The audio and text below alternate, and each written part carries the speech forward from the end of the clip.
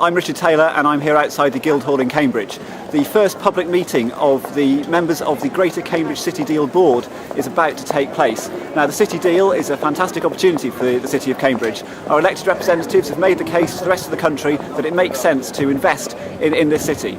Up to £1 billion could be spent under the City Deal. One of the major areas the City Deal will work on is transport. It seeks to connect the biomedical campus with the city centre with the science park. It's also going to work on housing and on other problems which face the city, including on education and helping to ensure that everybody from the city can benefit in the city's successes. The voting members of today's board meeting are the leaders of Cambridge City Council, Cambridgeshire County Council and South Cambridgeshire District Council.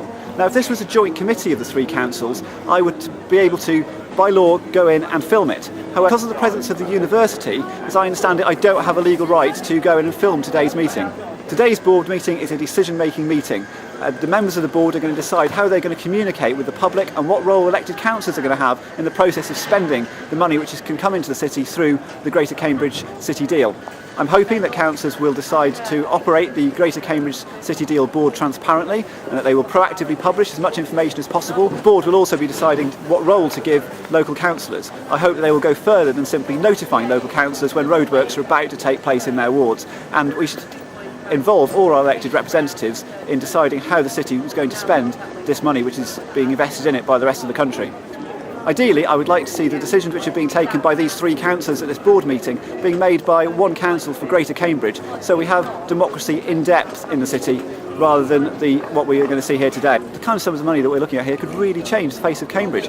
We could see driverless cars, we could see raised railways, we could really see the transport infrastructure in this city utterly transformed, and many of the city's roads could be transformed too. My own road where I live in North Cambridge, Milton Road, could see £30 million spent on it under one of the schemes. The Hills Road and Station Road area could also see significant sums being spent on it. The first tranche of City Deal money is £100 million, which in itself is significant, but there could be up to £1 billion to be spent in the city under the City Deal. Just last week I saw all my local councils sit around and spend an hour or so debating the position of bins in the city. It's very easy for officers to distract our councillors from power. It'll be interesting to see how many of our local councillors are here to observe today's meeting. I think all too often our councillors are easily distracted from power, and what's going on here today is really significant with the amount of money that could be spent and the amount that it could transform Cambridge.